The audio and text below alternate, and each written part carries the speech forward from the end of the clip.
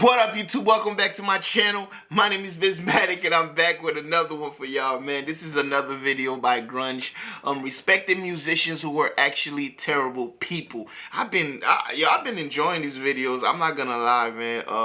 I'm trying to find like a other channel besides Grunge, but Grunge just have the best ones. But yeah, as far as musicians being celebrities are just assholes. I'm telling you, man, I always tell this story on my channel, bro. I never want to meet my idol. Like, when I say my idol, I'm talking about like the musician that I respect the most, right? I never want to meet those people. Like, you know, when I used to do shows and stuff, like let's say if I were to open up for somebody, whether, I don't know, I never wanted to meet them. I just never wanted to chill. I never wanted to, I don't know, I don't know. And you know it's crazy. I went as far as I never even actually want to go to a real concert. Now I do. But before, I never felt the need to because I knew they would be assholes. I just knew it. Cause I don't know. Musicians, especially like American musicians, they have the biggest egos on the planet. So, you know, I expect that. But let's see who's on this list. Before we do that, right, this is a video. Before we get to that, if you are a new subscriber on this channel, say what's up to me. Let me know in the comment section, and I'm gonna go ahead and say what's up back, all right? Let's go ahead and watch. Some musicians just have a freakish amount of talent. Most of us learn at a young age that we are not those people. For those who do have that talent to go on to be the singer-songwriters, there's something almost magical about listening to them perform. But it's easy to forget that behind all of the music is a very ordinary person, and sometimes that ordinary person is a terrible human being. Johnny Cash's women troubles. There's a lot of dark stuff in Johnny Cash's life, but let's talk about just how horrible he was to women. Vivian Cash's book, I Walked the Line, My Life with Johnny, was a heartbreaking tell-all, detailing how she continued loving her husband, even through the drugs and the affair with his more famous second partner, June Carter Cash. It was Vivian who gave him 4 daughters, raised them, and who stuck with him through the worst, but June gets all the credit. Behind closed doors, June Carter didn't actually have it any easier, in spite of the storybook romance performed for the public eye. According to biographer Robert Hilburn, Cash had cheated on her when she was pregnant with her son, John Carter. There were more than a few women, but the one that had to hurt the most was June's own sister, Anita. John Carter has also gone on record talking about his parents' less-than-perfect marriage, and has said his mother's drug addictions and descent into paranoia came from a near-constant fear he was cheating yet again. That fear spread to their son, who grew up well aware his family could fall apart at any time because his father couldn't stay faithful. Elvis's underage flings. Elvis was only 21 when he became ridiculously famous with the success of Heartbreak Hotel, and after that, all bets were off when it came to how far he would go. Along with the fame and fortune came the admiration of countless women, but according to biographer Joel Williamson, there was a particular type of woman Elvis liked. The really, really young ones. When the newly made megastar went on those early tours, he took along a group of 14-year-old girls, and Williamson says he was a huge fan of tickling and pillow fights.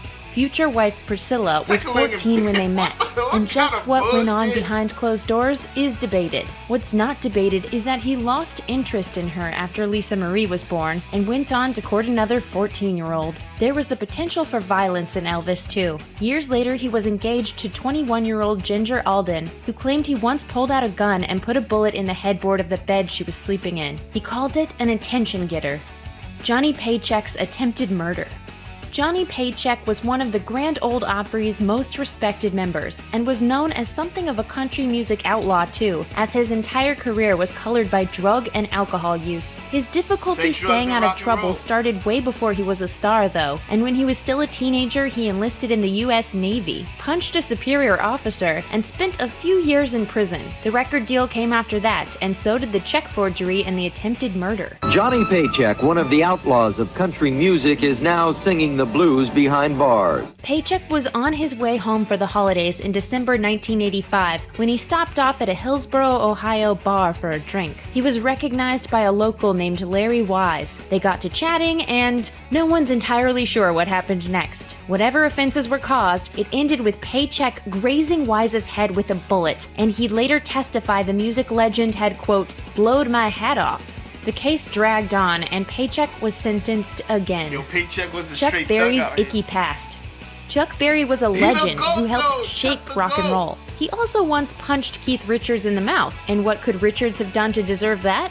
His guitar was laid out in his case, and I went, "Oh, come on, Keith, just a touch." Berry's attitude got him into Fucking touch all my kinds of guitar. trouble, and he even had a name for those incidents, his naughties. It started when, as a teenager, he did 3 years in a reform school for stealing cars and a bit of armed robbery. Fast forward to 1962, when Berry was 36 years old. He was tossed in the clink for violating the Mann Act, a law that prohibits taking a woman across state lines with immoral intentions. Oh, and she was 14. Barry, you are under arrest for transporting a minor across state lines. I did not touch.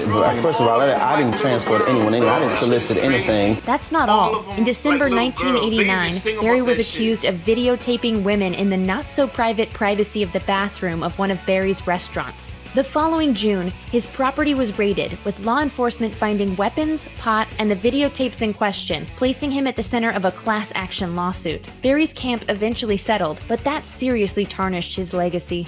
Brian Jones, anti-establishment and abusive. Brian Jones passed away when he was 27, not long after the Rolling Stones had 27 made the Club. decision to move on without him. It wasn't a surprising choice. Jones made Keith Richards look like the one you'd choose to bring home to meet your parents. There were, of course, the drugs and the pills, but his troubles started long before that. How long? He was kicked out of his grammar school for inciting rebellion, and it sort of spiraled from there.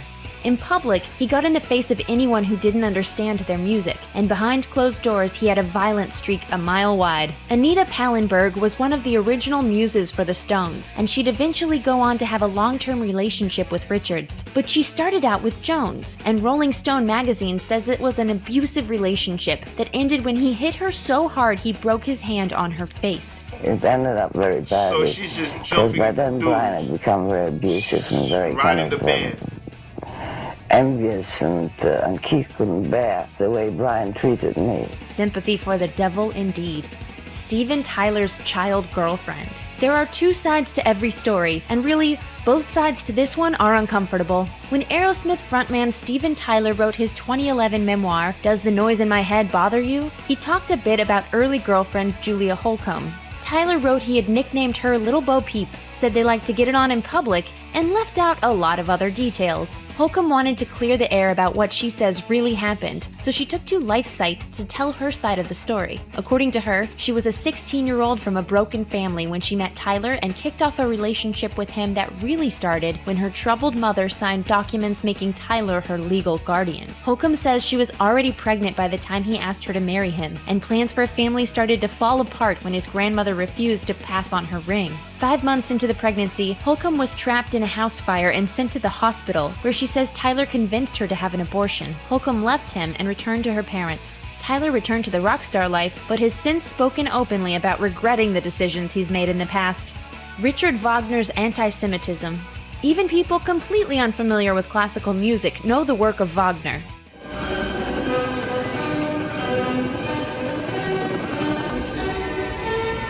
Oh, he'll go. Wagner died in He'll go 1883, for that one. decades before the rise of Hitler and his Nazis. That means he wasn't around to see his music heralded as the soundtrack of the rise of anti-Semitism, but he probably wouldn't have hated the association. Wagner wrote a ton of jaw-dropping hate, including the idea Jews could only mimic art they'd seen and heard. When he struggled as an up-and-coming composer, he even blamed Jewish critics for keeping him from success.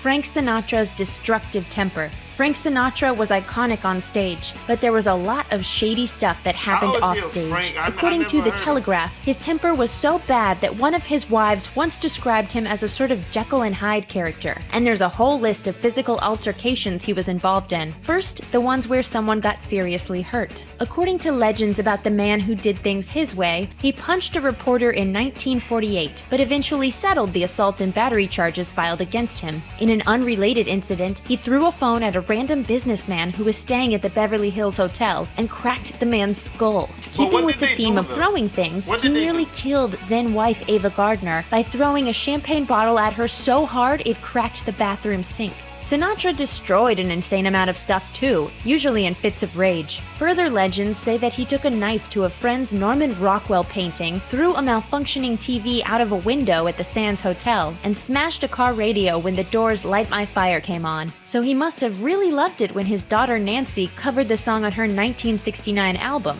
Not a gentleman, to say the least. Thanks for watching. Click the grunge icon to subscribe to our YouTube channel. Plus, check out all this cool stuff we know you'll love, too. Wow. These dudes were crazy. And then the theme again. The little girls. Man, I don't know what it is about little girls and celebrities. It's not just rock stars. Rock stars live flashy lives. Musicians live flashy lives, so you tend to know more about musicians than you know about other celebrities. But it's not just musicians. It's a lot of celebrities that are doing some freaky shit, man. That's why when I seen the whole outrage with R. Kelly, I was kind of surprised, because I'm like, there's a lot of people that haven't got canceled that's done worse. Shoot, you heard what they said about Elvis Presley? What, he went on tour with a group of 14-year-old girls. He likes to tickle and play pillow. What the fuck? What kind of grown ass? Ugh. Great music though. Great music though, man. It's really sick. It's full of sick people. But I guess some places they think that's okay. I guess in some cultures they figure as soon as a woman has her period, she's a woman, right? In some cultures, they don't care about the mental aspect of it. They don't care about none of that shit. They're like, look, you can make babies, then you are a woman. But I don't know. Y'all let me know how you feel about it in the comment section below. This was some crazy stuff, man. The more I see Chuck Berry, the more I like him. He was living a crazy, wild life, man. But he also like little girls too. It's just weird. But I'll see y'all in the next one. Y'all better be there, man. If you made it this far, I hope you subscribe and all that. And also for my OG triple OGs, I do have a second channel. Yeah, link is in the description. Go subscribe to that. Peace.